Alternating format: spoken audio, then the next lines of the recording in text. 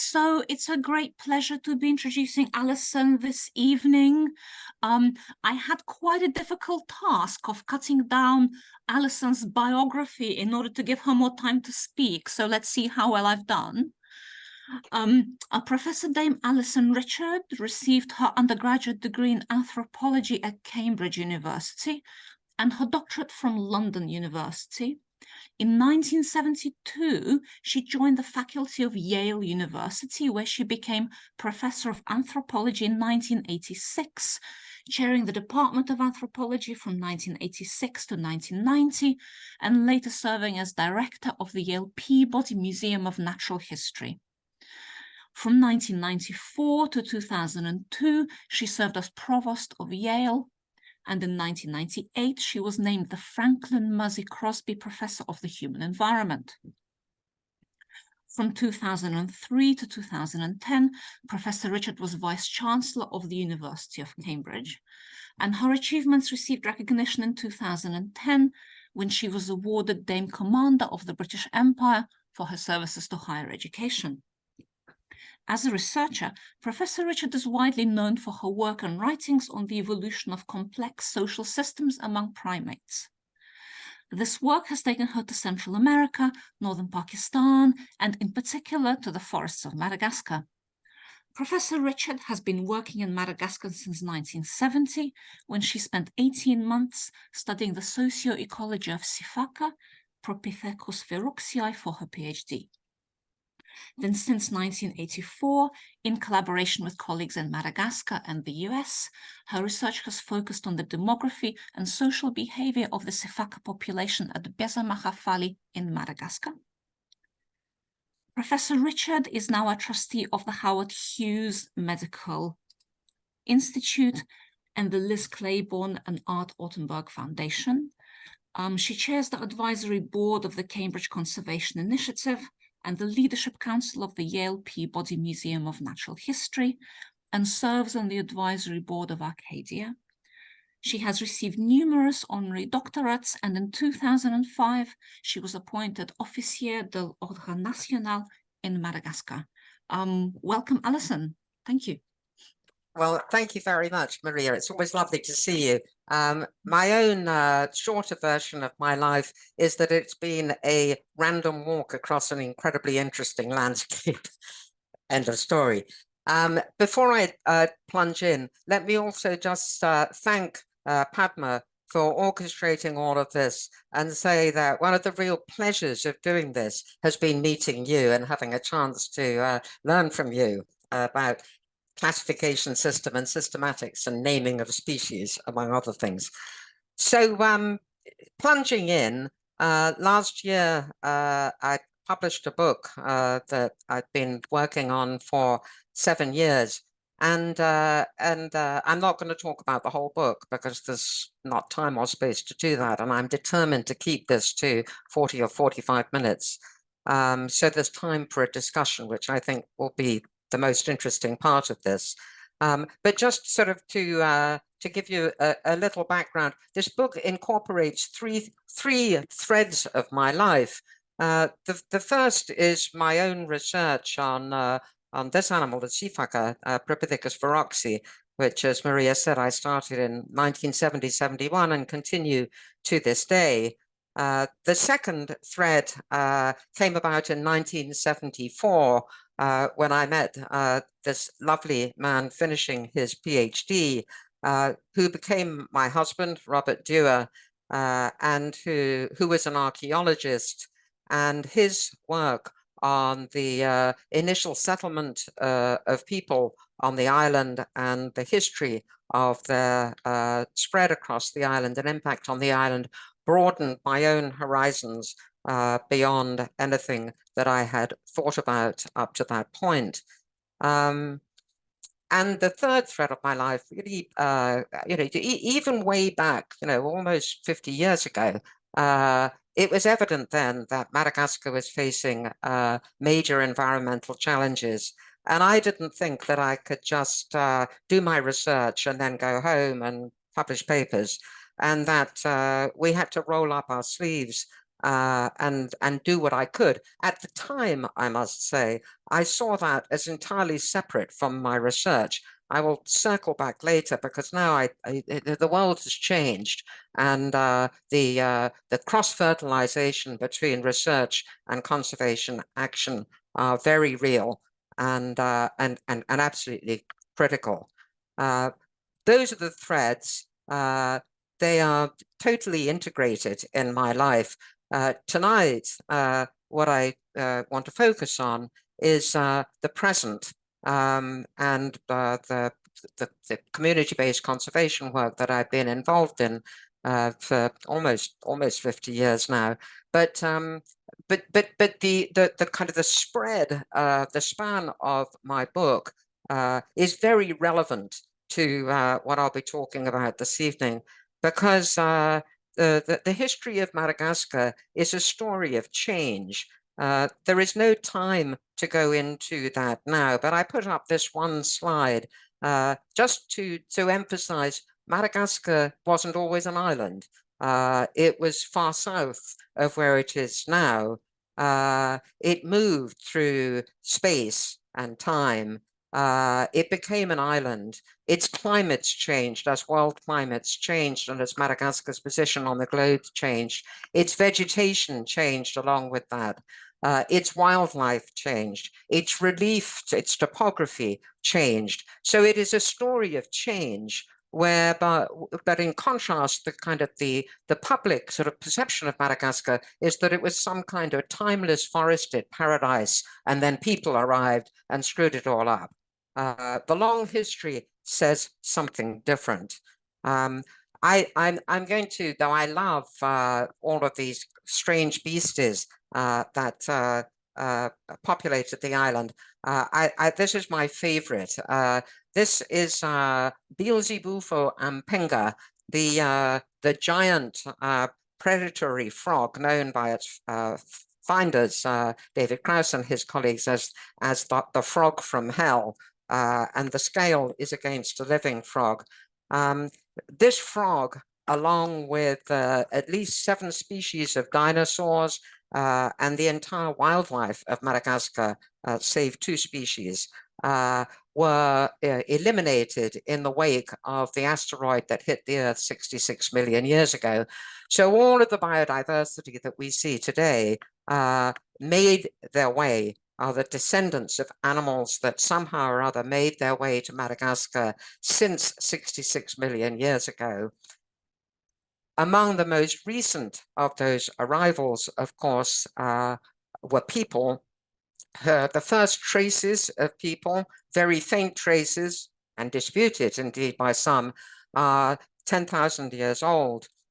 But by 4,000 years ago, there were definitely people on the island of Madagascar, and with a long history of expansion, settlement, a range of economic activities. And that brings us sort of very rapidly now to the present, where I want to focus what I'm going to talk to you about this evening. There is no question that people have had a major impact on the island. As I say, that was manifest in the early 70s to me. And it goes way back through time. Talking to the then president of the School of Agronomy at the University of Antananarivo about what to do about this in 1974, with my colleague Bob Sussman from the university, from Washington University, and with Guy Ramanansu, then head of the Department of Forestry in the School of Agronomy.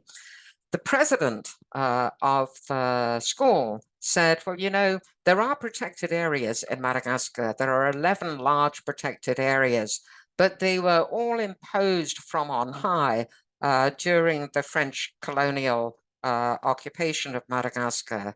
And he said, that's never going to work. People on the ground, the peoples whose lives are affected by the protection of the environment, they need to be a part of the solution. They need to buy into this. Their lives count as well. What he was describing was what we now think of as community-based conservation, though it didn't have that name in those days. He was ahead of his time. So he told us, his mandate to us was to go out and find a community with whom we university academics from abroad and in Madagascar, that we could partner with in a bottom-up, grassroots, community-based conservation activity. And so off we set to find that place, and we found it in southwest Madagascar in a place called Beza Mahafali. And you see here a map of the island and the location of Beza and villages around the area and the vegetation. So looking a little more closely at the vegetation, you know, why did we settle on Beza Mahafali? Well, you know, one answer to that question is that there is a diversity of habitats there. We're looking out here from an escarpment covered with the highly endemic and unique spiny forest characteristic of southern Madagascar. But as you look toward the horizon, you're looking toward a river, and as you get closer to that river, the spiny forest gives way to a dense, very green and quite lush forest composed of evergreen and deciduous tree species. So from a vegetation point, no grasslands, I'm afraid, Maria. But from a vegetation point of view, it was diverse, it was intact, and it was very interesting. From a biodiversity of wildlife point of view, it was equally interesting. So there was a lot worth in trying to protect and ensure the survival of in this region of the island. But equally important and absolutely critical, there was a local community who were led by the then mayor, who welcomed us, who saw a partnership with outsiders from the University of Madagascar and from foreign universities as an opportunity to help to secure the future of their forests and wildlife, which they cared about and valued for reasons different from our reasons, but they valued these forests and animals as well. And they also saw this as an opportunity to better their own lives and improve their well-being. And so that was the beginning of this partnership. Now, what I want to, I mean, it's a long history. This all began in 1975. What I want to focus on in my remarks this evening is how did we bring three issues. First is, how did we bring the diverse constituencies together?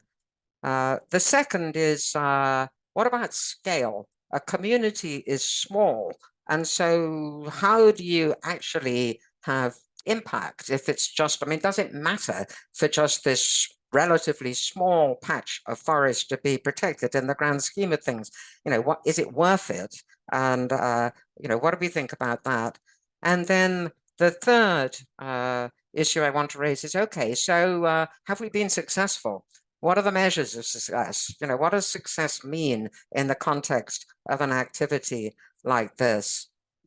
Well, taking first the question of bringing the constituencies together, the first and most important thing I think to say is that we weren't just bringing two constituencies together, the community and the outsiders, because the community is actually composed, as any community is composed, well, of men and women, old and young, rich and poor, people with lots of cattle, people with very few cattle, people who get on with each other, people who can't stand each other, people who are really good at collaborating and people who are very poor collaborators. Now, that's my perception of them. But of course, you know, for them, we too were hard to pass. You know, these people who would drift in from overseas and people from the university, we were a changing cast of characters. So I think that on both sort of for all of us, there was a process of discovery, of learning who each other were, of figuring out how to work together that was not trivial, and indeed of figuring out how to form a real partnership. I naively thought that, oh, it's a partnership, this is great. But actually, from their point of view, we were rich, we were educated, we had access to power. It was not a symmetrical partnership.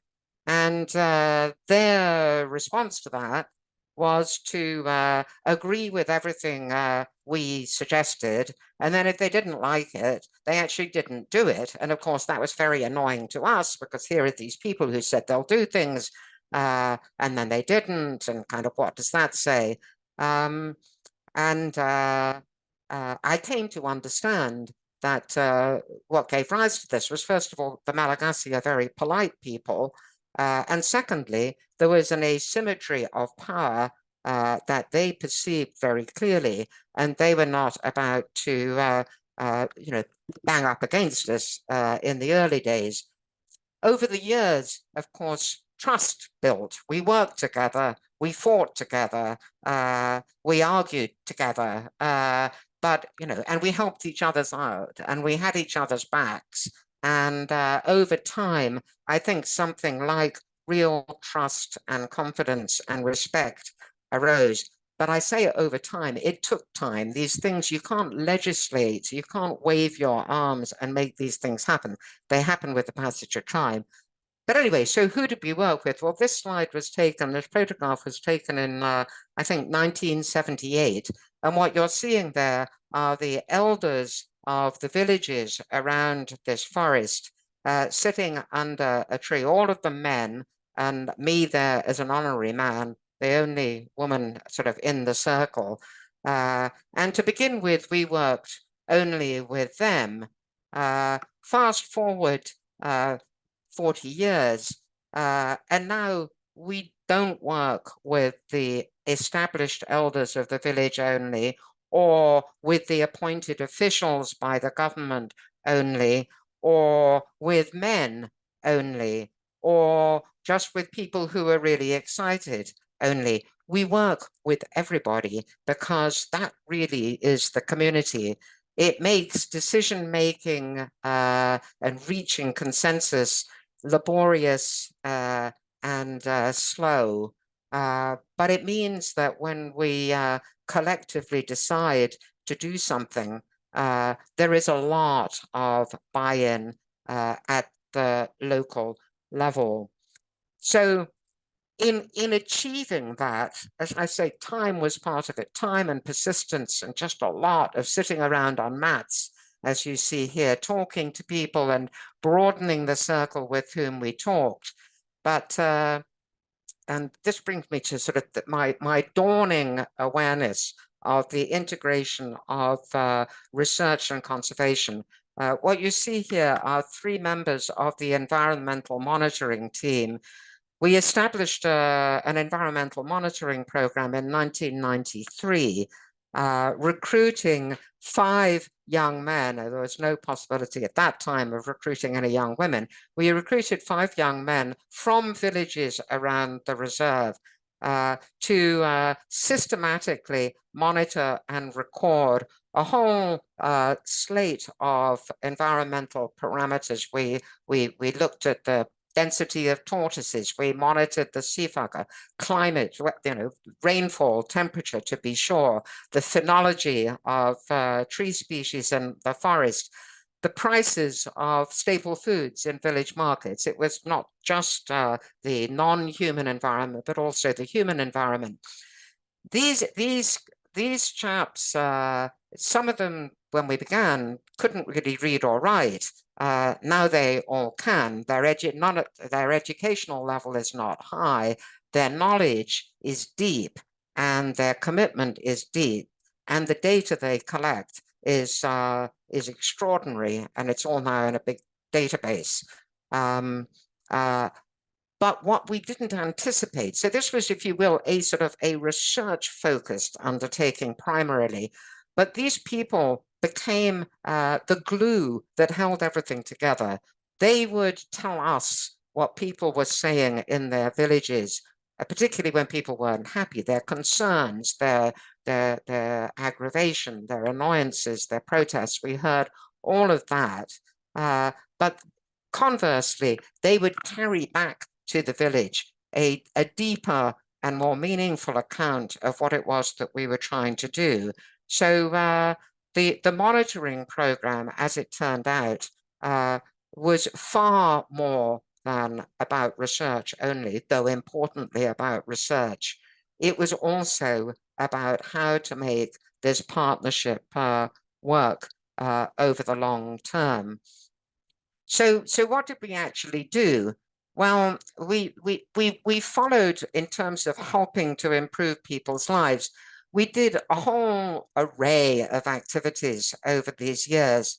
What you see here on the left was the kind of it's a perfect example of how not to do a big USAID project. Everybody was very keen to rehabilitate a canal that had brought water and enabled them to irrigate fields in the past. This canal had been silted during a flood, silted with sand. Anyway, I won't go into that, but it was a complete disaster. It didn't work.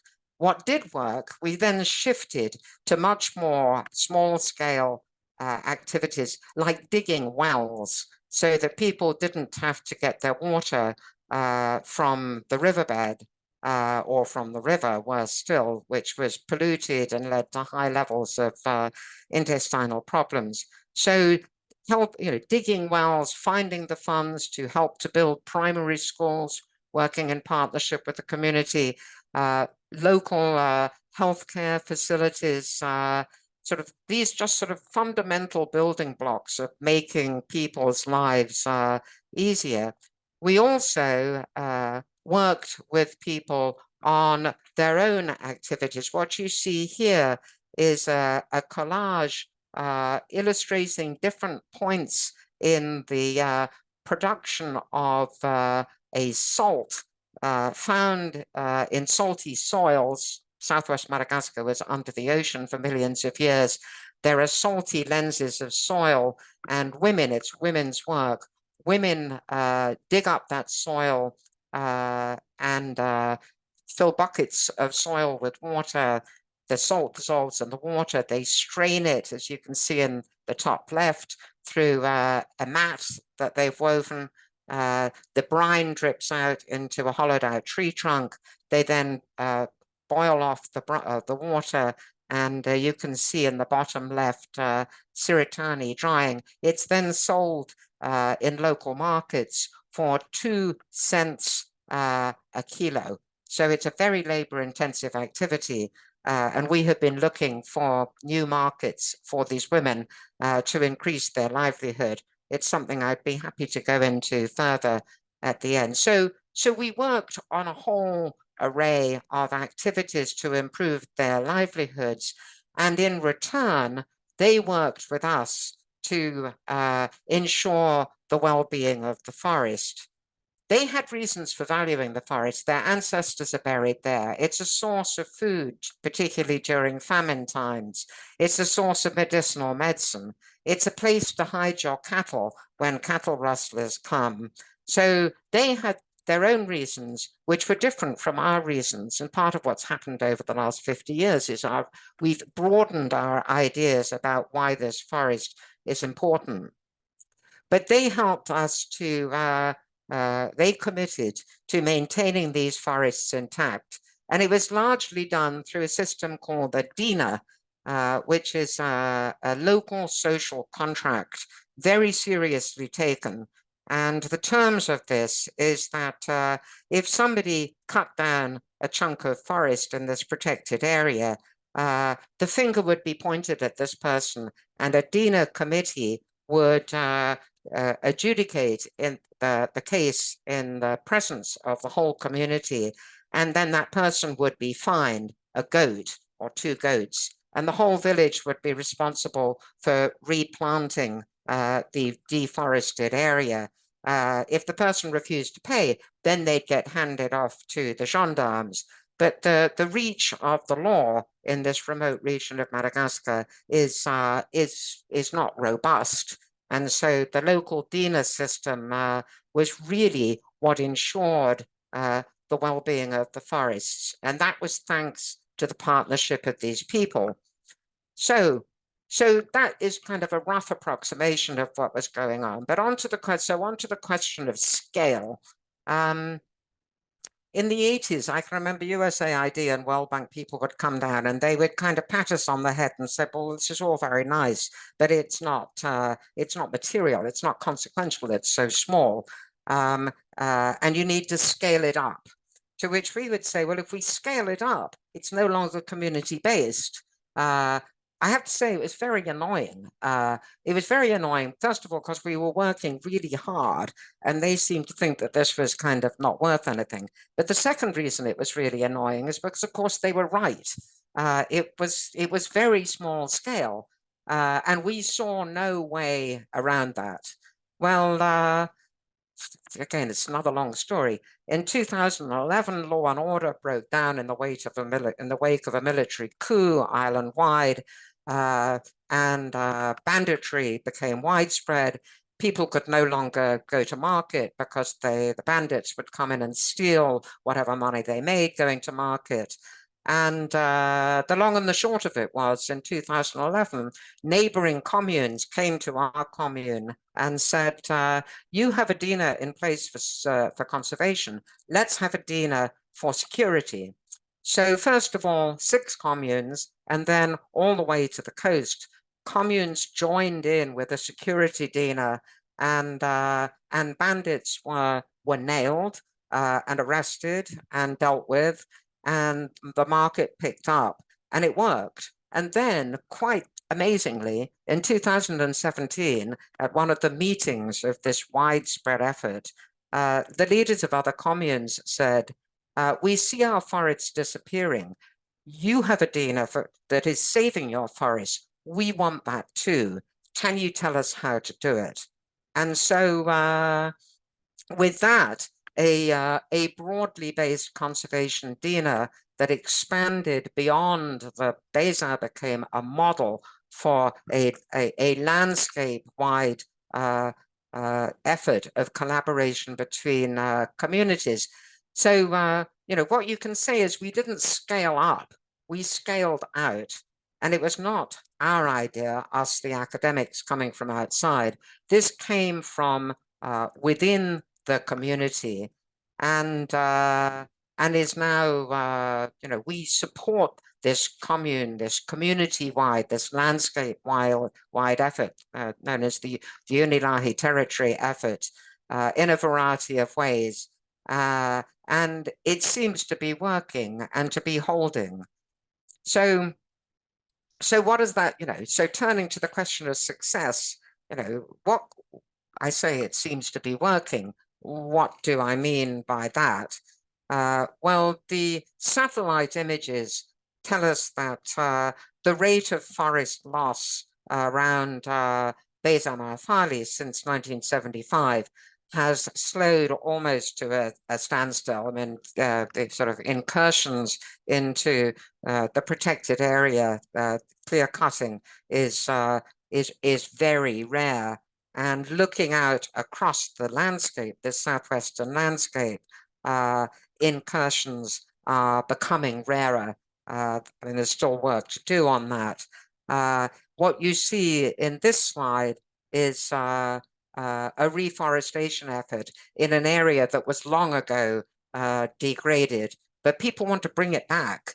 And so there are village-wide communal efforts to reforest with advice from the Beza team, who at this point have a lot of experience in that.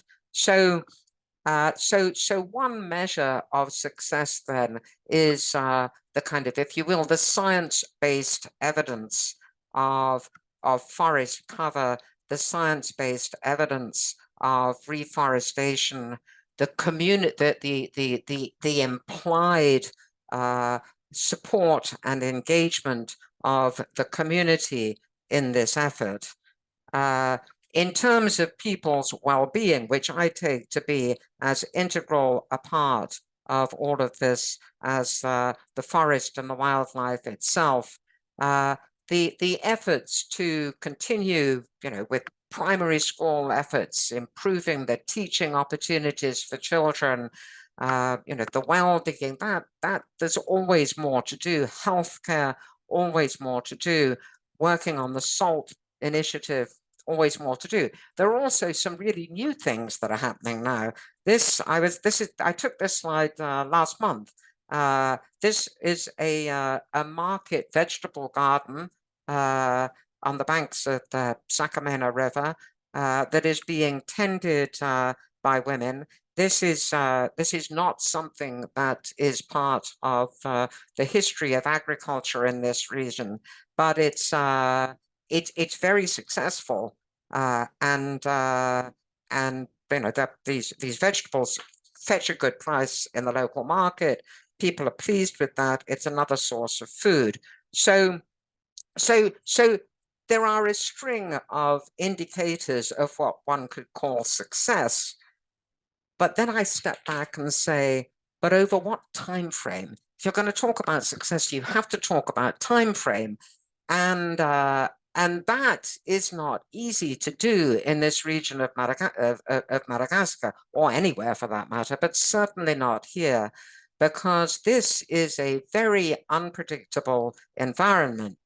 And so, as many of you will know, southern Madagascar was hit by a terrible drought with widespread famine and deaths and suffering for the last 3 years. This year, the rains have come back, but it means it's a highly unpredictable sort of place in which to try to make a living. And so I took this picture a year ago. This is sort of just kind of the tragedy of what was unfolding. And you look at that, this is dying sweet potatoes, dying maize, with the rains having failed, people having tried to grow crops. The backdrop for this is that people were really hungry, and you say, success? What kind of success is that? That's not success. A year later, this is last month, the rains have come back, and you look at that, and look at those sweet potatoes covering the ground. The maize is in great shape. The harvest will be good. People are, were joyful and in good form this year. So there is the backdrop from people's lives' point of view. And then turning to the wildlife, I didn't want to show you a picture of a dead shifak, a dead lemur, because I thought that was too depressing. But I put this in because it's important to know this was when we find dead animals in the forest, we bury them so that they will deflesh, and then we can keep the bones. This was a hole dug last year for one of many dead animals that we found in the forest. The drought had a major impact on the forest. These animals didn't have enough to eat, and there was widespread mortality that not only reduced the standing population of adults, but also meant that very few females had infants for 3 years, and those that did have infants on the whole lost them. So it was a great joy to be back there this summer and to see females with infants in most social groups, or all social groups, across this protected area where we've been monitoring these animals all these years. So life is returning. But as I say, this is really just to say, success, there's never victory in all of this. I mean, for all I know, in 50 years' time, all of these forests will have gone. but I'll be dead by then, so I won't know about it. And my feeling is, if we don't try now and work hard now, the outcome will be clear. So with that, I will stop. But I do just want to say that whatever I am saying to you today, I'm able to say it thanks to my colleagues at the School of Agronomy in Madagascar, many students and colleagues from here who've been involved from the United States and the UK who've been involved, the Beza Mahafali monitoring team who, as I say, have been crucial, and of course, the community in all of its diversity. We really are working together. And a final comment, all of this has taken some funding, not a lot, but it does take some funding. And most funding organizations think in 3-year terms. But this is not a 3-year proposition. This is an endless proposition. And it is thanks to the Liz Claiborne and Art Ortenberg Foundation, in no small measure, that we've been able to continue this work all these years. And as a footnote, I should say that in 2014, I became a co-trustee of the Liz Claiborne and Art Ortenberg Foundation. So I have stepped back, obviously, and importantly, from being directly involved in this sort of in the conservation activities going on at Beza. And I would just say that resolves the conflict of interest. But of course, there is a conflict of love, and the conflict of love is not resolvable. But what does one do about that? I don't know. Anyway, but I just wanted, in the interest of full disclosure, to say that to you. So with that, it's 45 minutes, according to that little ticker up on my screen. So over to you, Maria, and thank you. I've covered a lot of ground in a very short period of time. So where do you want to plunge in? Thank you so much, Alison. Actually, I'm tempted to plunge in exactly where you left off, and insert my selfish first question. So most funding bodies do seem to think that 3 years can achieve whatever the grant writing person tries to achieve. So in your experience of building community consensus and resolving difficulties in understanding between different people, between different cultures, what would you say is the minimum time duration that you would expect would be necessary to achieve some conservation gains in Madagascar, starting from complete zero in Madagascar? Well, I mean, very good question. And my first response is, well, it has to happen a lot faster than we managed to do it. I mean, it took us, say 35 years to get there. I think sort of since, say, 2005 or so, from 1975 to 2005, we were figuring out how to build trust. If we knew in 1975 what we now know, I think we would have gone about it, reaching out to the diverse constituency within the community much faster than we did, much more intensely.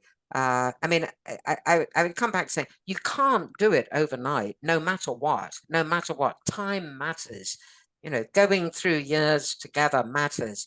But we don't have 50 years or 30 years going forward to build a relationship of trust. Can you do it in 5 years?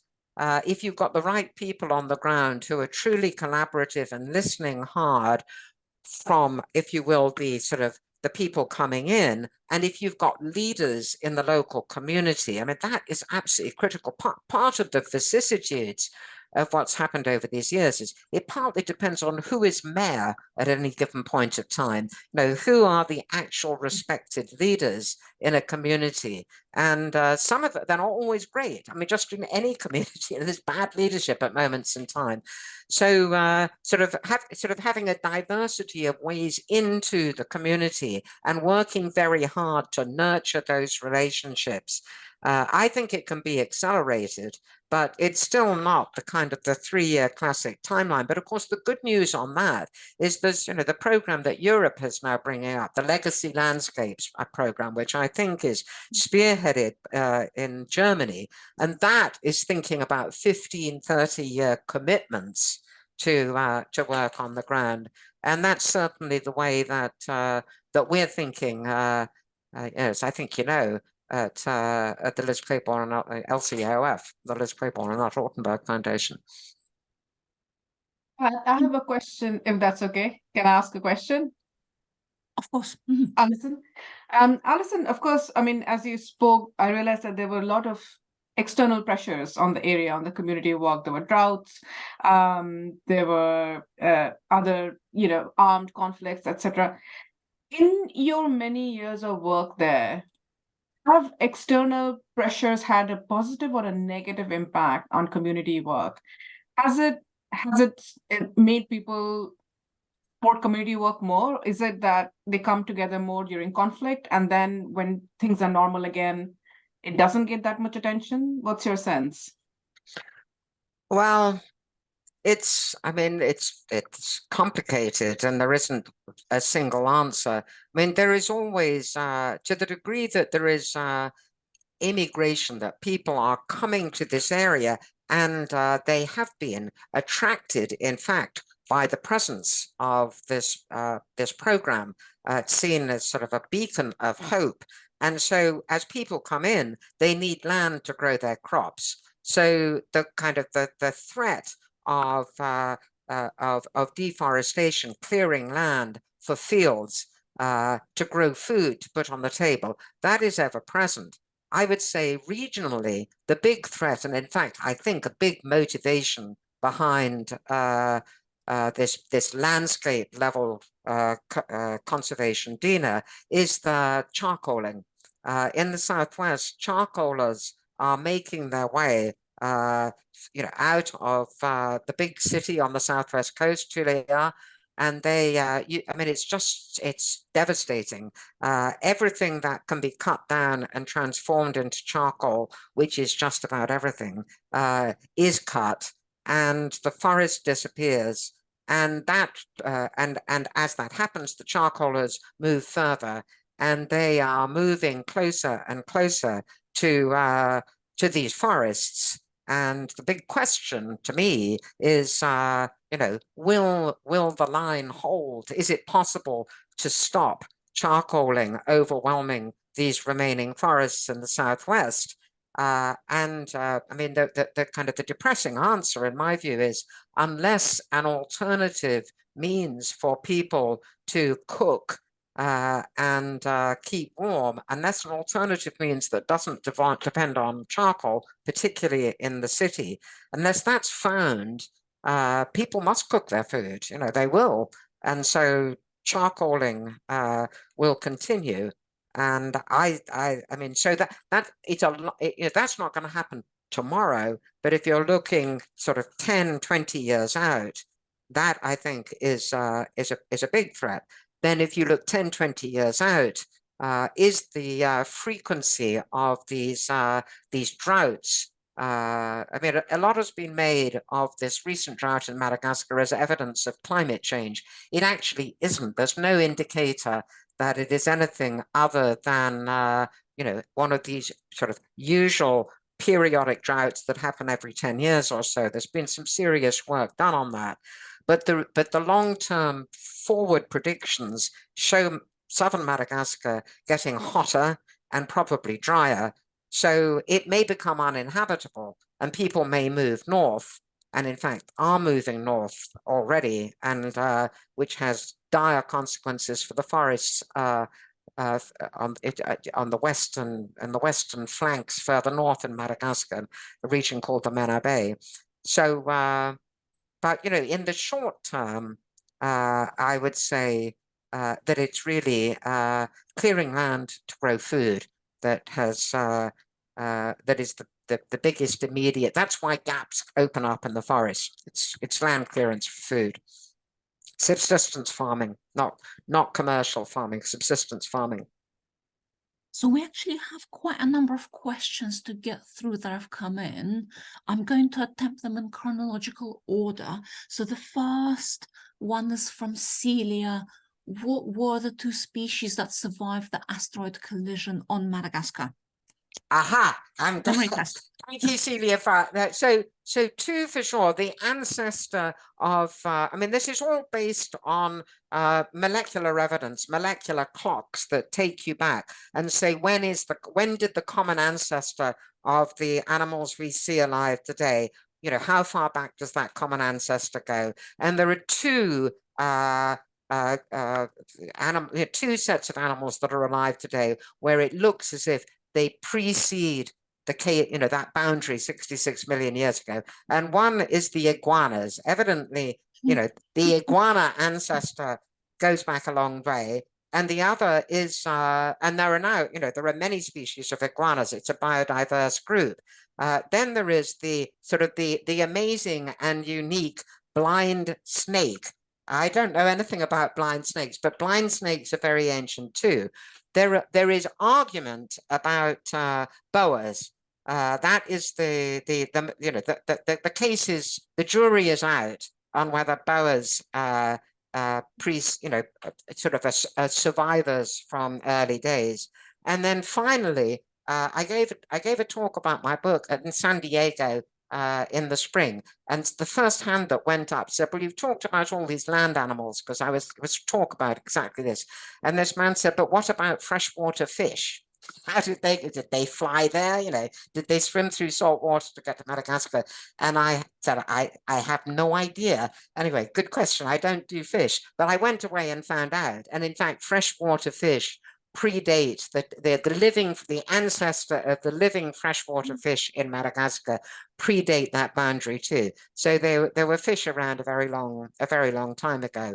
More than that, I do not know. Anyway, iguanas, and I mean, it's amazing, isn't it? Can you imagine what Madagascar must have looked like? This flat, green and pleasant land, a long way south of where it is now, with no mountains, no hills, just flat green space and nothing there. It's quite remarkable to think about it. And then sort of animals make their way across the Mozambique Channel on great floating mats of vegetation. And most of them didn't make it. I mean, it's a history of little dead bodies floating in the Mozambique Channel, because it takes a month on a floating mat of vegetation to get across. But as George Gaylord Simpson said, if there's a 1 in a million chance of something happening, you only have to wait 1 million years and it'll likely happen. And that's what happened in Madagascar. But it is the reason why there are many mammals that are missing, because they didn't make it across. And the biodiversity is a few ancestral groups that did make it over and then diversified. And of course, birds flew and bats flew. But anyway, okay, keep going. All right, next question. Laurie says, I'm hoping to come to Beza in 2024 to help with the digging of dead animal graves. When should I come? Maybe super quickly. Well, I mean, I'm not in charge, but I mean, is it the digging of animal graves or the the working with the osteology? Is this Laurie Godfrey by any chance? Yes. Oh, okay. Laurie, come in August. Laurie Godfrey is a very good friend and colleague, and the only person that I know who has the true grit to dig up these still not completely defleshed corpses and take off the rest of the flesh. She is legendary at Beza for her bravery, because nobody else will do this. Everybody's very ready to dig holes. So we've got this little graveyard going behind the museum. We have a sort of little museum center there for children who come visiting. So yeah, August, Laurie, August.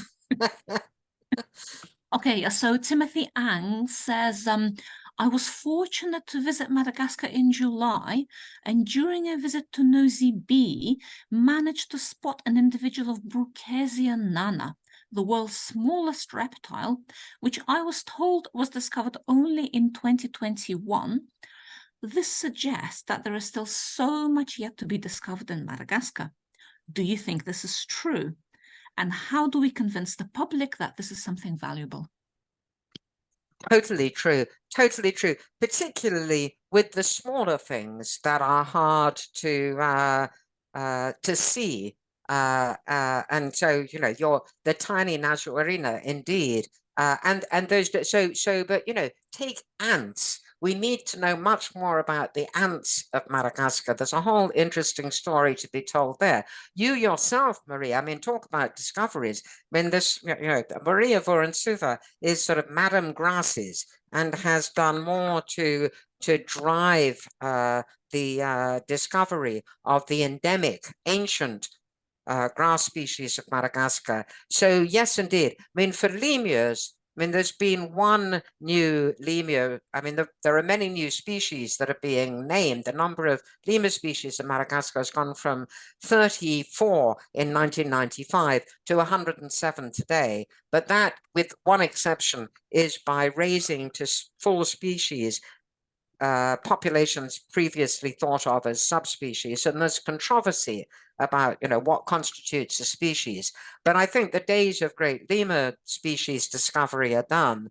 But for reptiles, for amphibians, just last week, there's a new frog species discovered. There's an amazing diversity of frogs, all from two arrivals, I think, you know, 50 million years ago, because frogs, amphibians don't cross wide stretches of salt water readily because they have porous skins, and the salt gets through their skin, and then it's kind of, you know, that's it for them. But sort of insects in general, reptiles, amphibians, birds, maybe. Yes, there's still a lot to be discovered. Thank you. Okay, so Phil Smith asks, are there any other similar projects elsewhere in Madagascar? Oh, indeed, indeed, indeed. There are, you know, I mean, it's many, and wonderfully so. Some increasingly and quite wonderfully led by Malagasy environmental NGOs. Madagascar Vuakazi, for example, some led by Brits that many of you will know well. Durrell has been, the Durrell Trust has been very active and very successfully so for many years. Some led by American organizations. The Missouri Botanical Gardens, for one, are very active in community-based conservation. Duke University has a serious presence there. Yes, there are many efforts all over the island, and of course, Madagascar National Parks itself is, you know, working with communities around formerly protected areas that they manage. So. I mean, it's, you know, it's as I say in my book, there are dreadful headlines about Madagascar, and there is truth to those dreadful headlines. They're depressing, and all of the rolled up numbers are discouraging. But if you look underneath the headlines, there are many indicators on the ground that that tell a very different story, and tell a story about the Peregrine Fund. I mean, I just keep naming the organizations that are at work there, increasingly led by young. When I started work in 1970, there were very few trained Malagasy scientists, biologists, field biologists.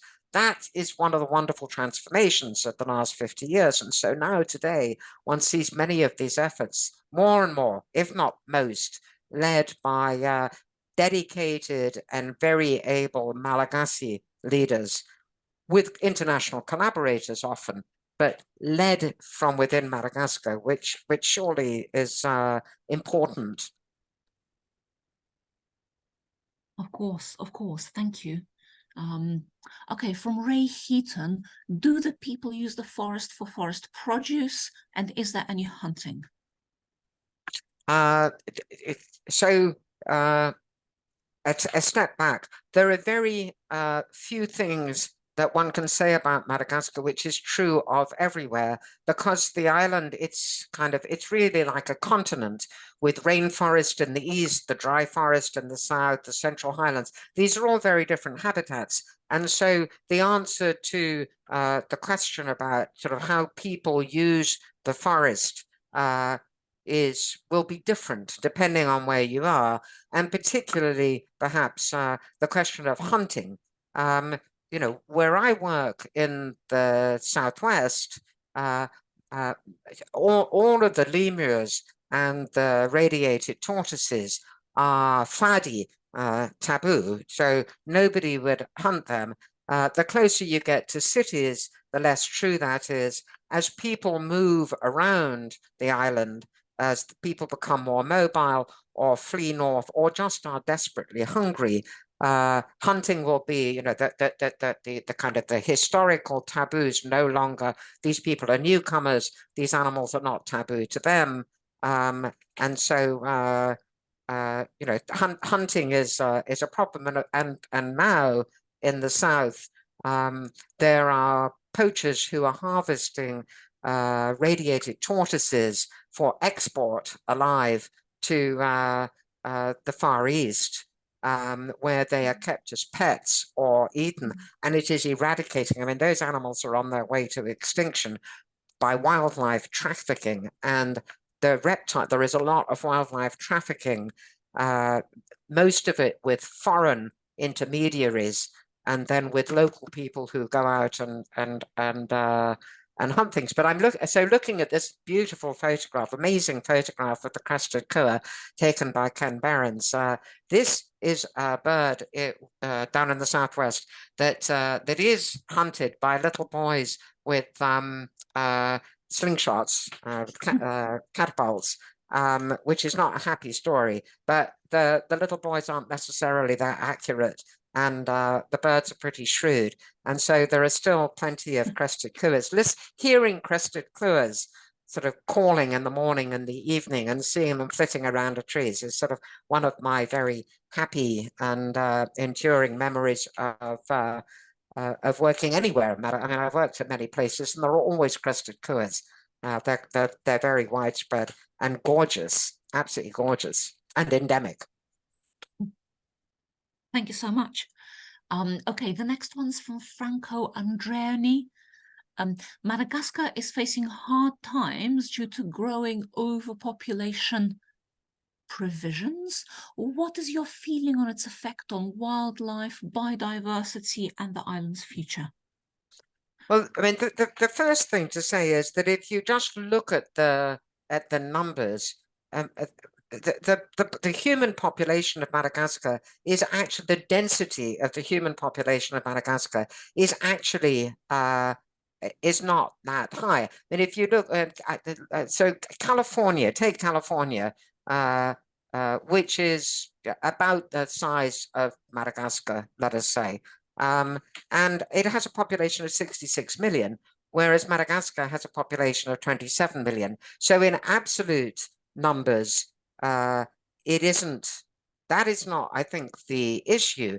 The rate of population growth is alarming. A very high proportion of the population of Madagascar is young, under the age, I can't give you the numbers now, but it's a young and growing population. It's more a question of how you organize the economic base of the country to make it sustainable, to feed people.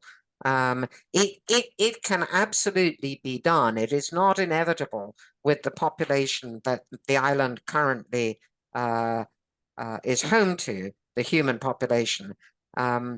It's what you do. It's how people. It's investment in infrastructure. It's different ways of different forms of agriculture, intensification of agriculture, and that involves good governance and stability and investment. And those are in short supply in Madagascar these days, as you know, and as I think is you know, pretty clear.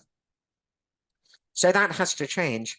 You know, I mean, one can despair. I would be the first to say one can despair, but then I come back and say, yeah, but there's good stuff happening too. And if we work hard enough at that, there's a shot at it. You know, it has to be at every level. I mean, I work, you know, on the ground.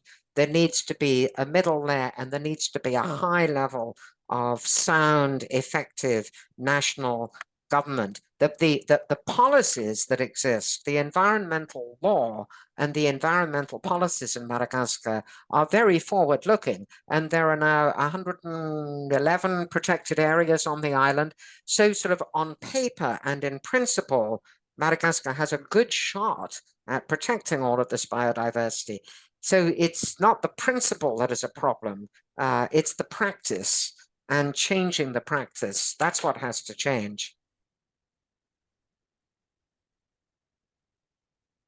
Okay, so from Julie Ann Hargreaves, we have a question which is, how is intensive mining to be controlled on the island, please?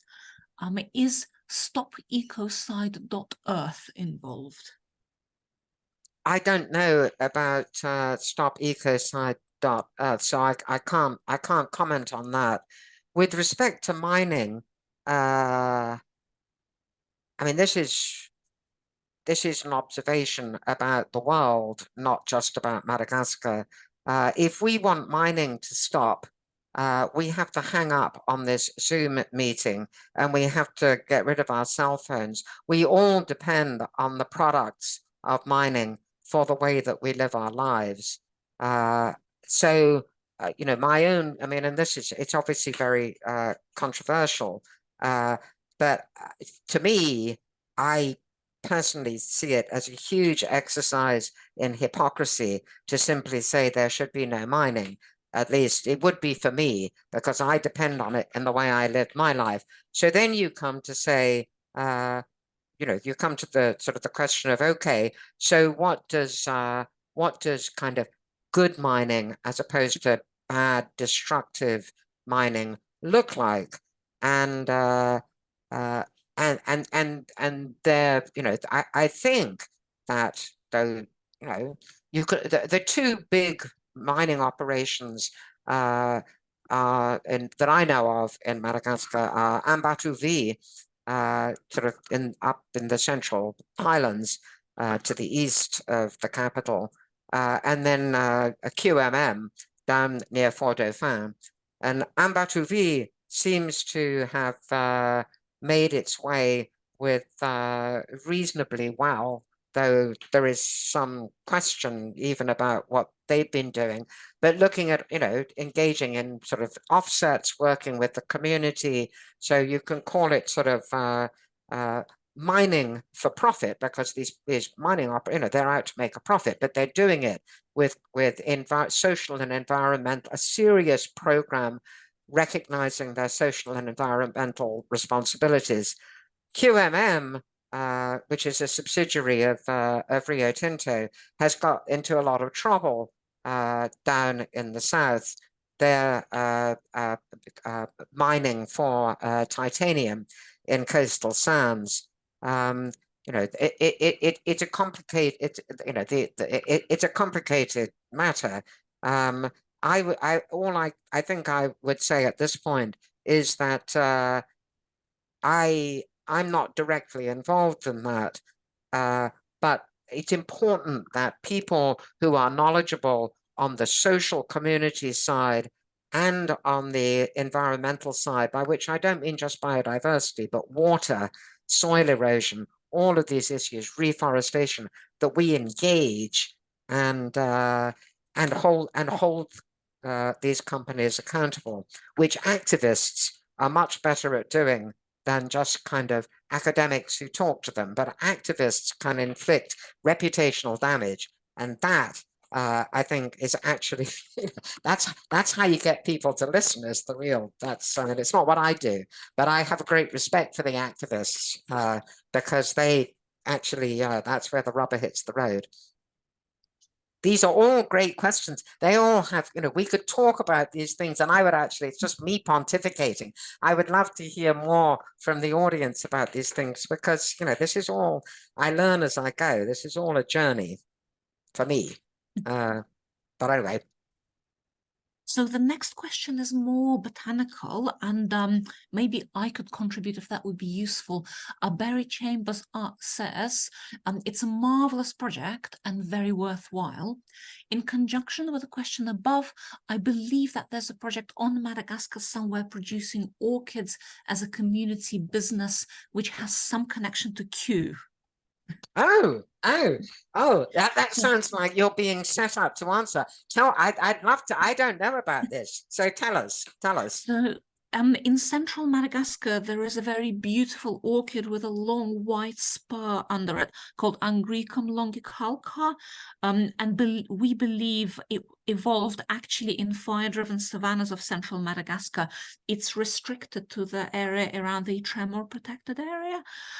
So as Kew Gardens, we sponsor and support the conservation of just one protected area in Madagascar, Tremor, and my colleague Landy Raja Velona, who's in London at the moment, actually, she's been running a community schools local program together with micropropagation, where we're trying to ensure there are more of these orchids, and where they're being replanted back by local school kids to more rocky outcrops, where the fire return times maybe are at least every 5 years, so these orchids can mature and attain their adult form where they're more fire resilient. Apologies, Alison, I feel I'm hijacking your lecture. No. This is great. This is great. So yes.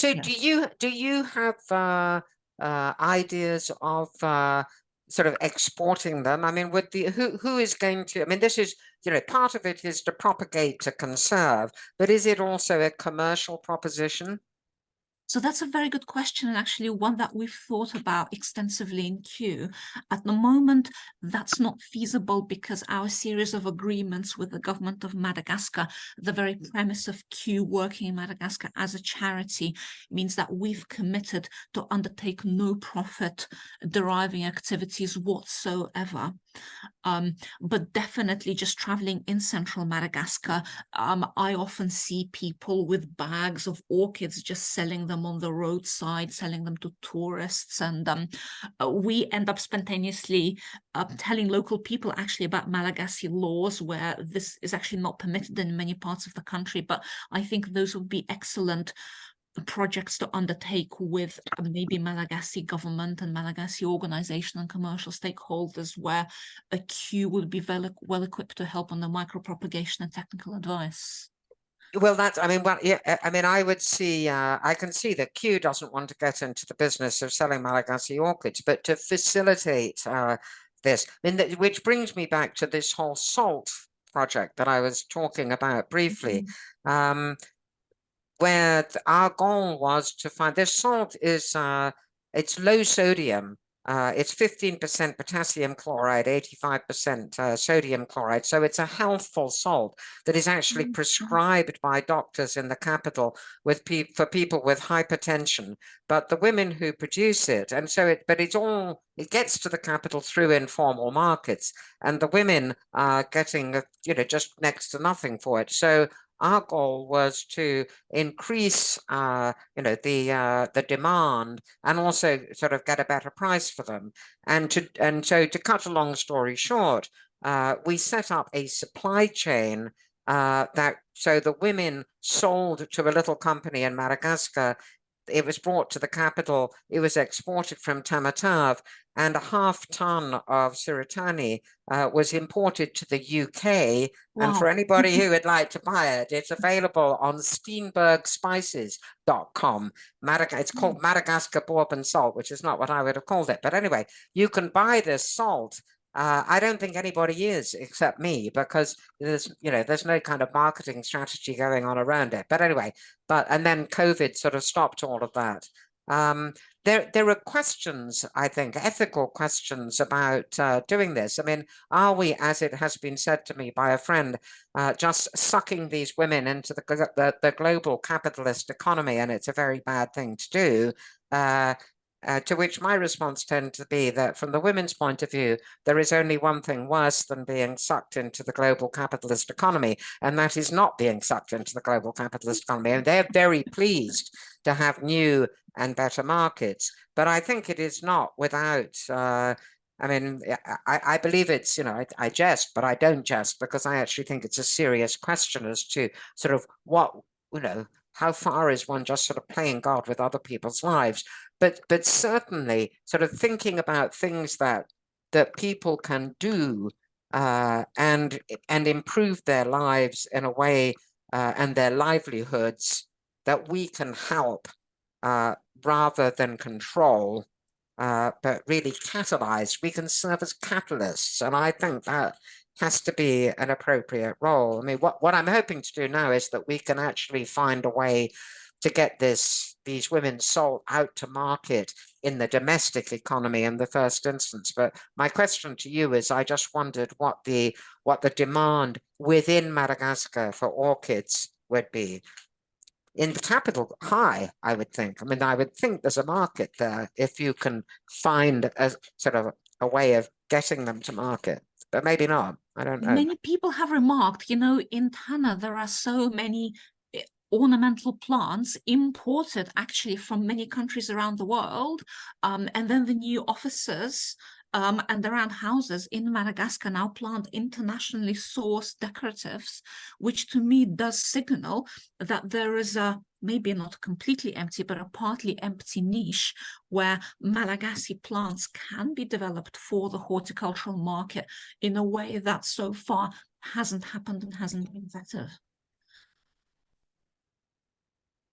I feel I ought to give more of our audience a chance to have their questions answered. Sorry. So Raymond Cannon asks, what about the future? Are you optimistic that community-based procedures are in place to protect the forest in your area?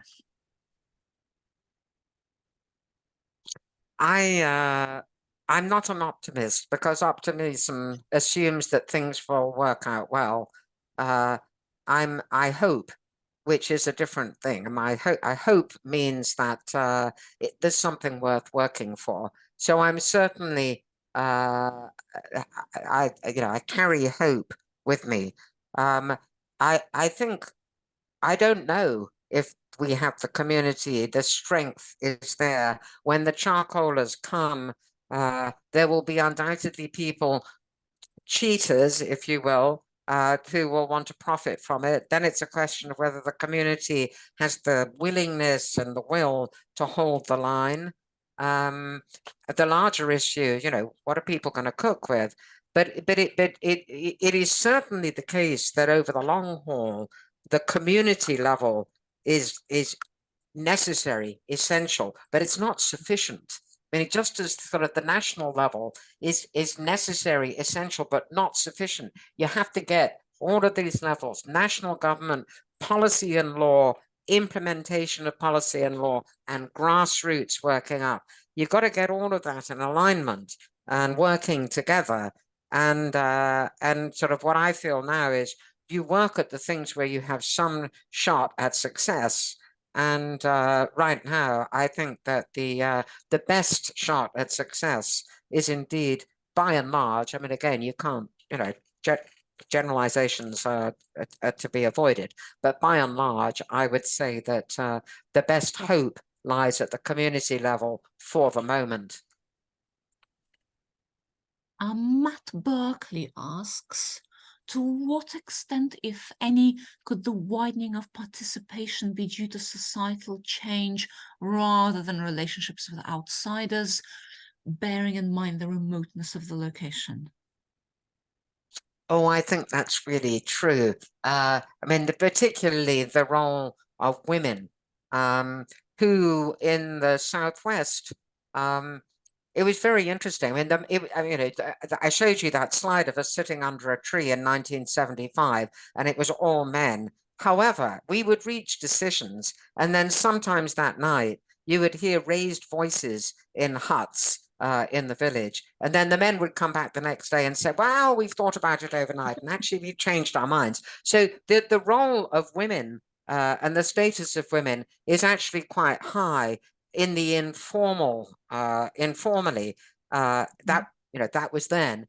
That has now changed, and women are playing more prominent roles. And I'm hopeful that we will have women on the monitoring team. To what extent has our presence driven that societal change, and to what extent is it driven internally, as it were, by other factors? My guess is that it's a combination of both.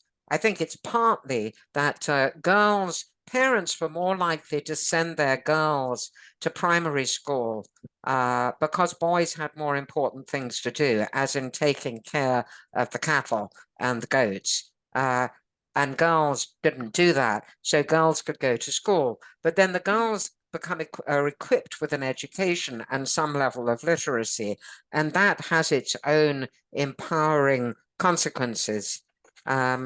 But I mean, this is not a very, these are just my observations and sort of thoughts about this. I don't pretend to expertise. But yes, I mean, what changes there have been? When we began, the guys we worked with there, they'd be arguing over who would drive the oxen cart, right? Now the argument is over whether we have enough GPS devices. I mean, and everybody has cell phones, and in fact, we have everything is powered by solar panels at Beza. And as one of the kind of just a neighborly thing to do, we were letting people come in and charge their cell phones off our batteries. But we were then told that actually the bandits, the Dahalu, were coming in and using recharging their cell phones to plan their raids, their cattle raids. So anyway, but this is kind of sort of stuff happens, like so things change. So you're not working in a steady state, and things change fast. And we've driven a bit of that change for sure. But cell phones are ubiquitous in Madagascar, as you know, not just around where we are, as they are throughout the world. So it looks like we have. Sorry, I think we have 2 more minutes and we have 2 more questions as well. So can I just make in our 2 minutes? I realize now, looking at my clock, I wasn't counting in the 10 minutes that we were on, Padma and you and I, before I started. So I actually only spoke for just over 30 minutes. So there, if I'd only known, I just but this is far, but this is anyway, but this is much more interesting. So on with more questions for us, as long as until Padma switches us off. So Julianne Hargreaves again asks, would it be appropriate to ask for coordinates to contact the project in order to offer one's expertise or be useful in the context, please? So would it be, say, I didn't hear the question. Would it be appropriate to ask for coordinates, maybe meaning contact details, to contact the project in order to offer one's expertise and to be useful? So maybe what can the attendees do to express their support? It's a really good question, and I would be happy to follow up with her. But the reality is, if somebody doesn't speak Malagasy and maybe doesn't speak French, though maybe speaks French, and is new to the place, there is a real, it's somebody that needs to be fed, taken care of, given a space in a car to get to this remote site. And then in practice, a lot that is done by the local community and by the monitoring team. But having said that, of course, we need all hands on deck. And so is there some way, possibly not at Beza? I mean, this is a question for you too, Maria. How can the international community that is working collaboratively in Madagascar tap into the goodwill and and energy and intelligence of the sort of people outside Madagascar? And you know, the answers aren't simple, I think. I mean, I don't know what you would say about that. I guess for me, I never cease to be surprised by just how wrong communication can go and how many misunderstanding and misaligned things. And there are so many little independent projects run by different countries and different charities in different parts of Madagascar. So it's, to me, it's a pretty complicated issue that doesn't seem possible to be resolved in like a single system or a single radical suggestion. But Julianne, I see you are bilingual and you speak French, so definitely that's a very good start. Well, anyway, so Julianne, email me. That's I'm easily findable. But you're just going to your point. I agree with you, Maria. Everybody needs there needs to be much better communication among all of these efforts, and there are efforts to do that now. There is now the Foundation for the protection of FRPBM. You know, anyway, there's a Malagasy Foundation that I think is a start at coordination. There's an NGO called Maliasili, which does capacity development of Malagasy organizations, and they are bringing together a network of these little NGOs to talk to one another and to make the whole more than the sum of the parts and to share experience. There's never going to be a single homogeneous whole, and nor should there be, I think. But more communication, more sharing of experience and knowledge, I think, would be, you know, that's a piece of it's happening, and it needs to, you know, keep happening.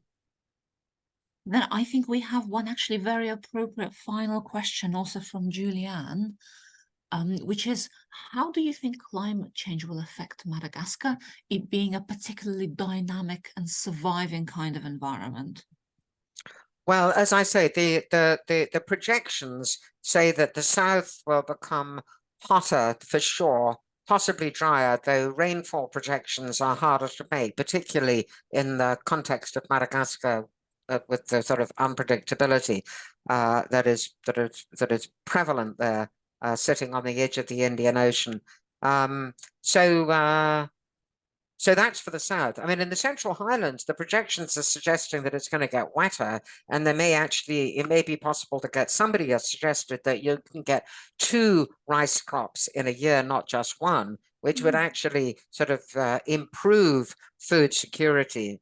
For the eastern rainforest, I have not seen, it'll be warmer, but I have not seen any indication that that environment will change dramatically. But the kind of the confidence with which these forward-looking projections are being made are increasing sort of in real time, and I haven't seen any forward. You know, I don't know what you know. Well, I have actually. Yes. So everything looks warmer. The south looks drier.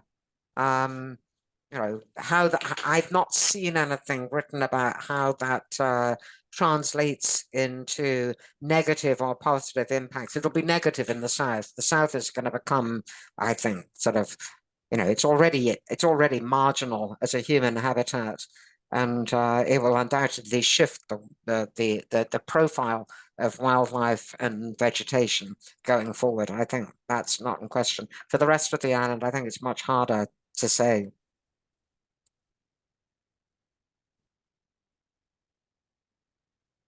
A lot to think about all at the same time. I guess to me that encapsulates Madagascar in a way. So many things happening all at the same time, and it feels impossible to keep track of everything just because, and of course it's so entangled as well.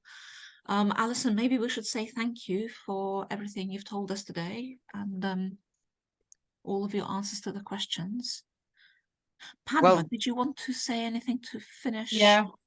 No, thank you very much to everybody who came. I've posted some links on chat. If you would like to browse our upcoming events, subscribe to our newsletter.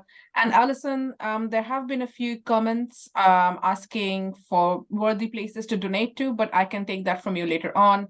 And I will put that forward to all the attendees today. And thank you so much, Maria, and thank you so much, Alison, for spending your time with us today evening. Well, I think I get the last word, and Yes. my last word is thank you And thank you to everybody who was here virtually, and in particular, my thanks to the questioners, because they were great questions, and you know, I wish there were longer to talk. Anyway, great. All right. Good night, Okay, everyone. thanks so much. Bye-bye. Thank you very much. Thank you. Bye.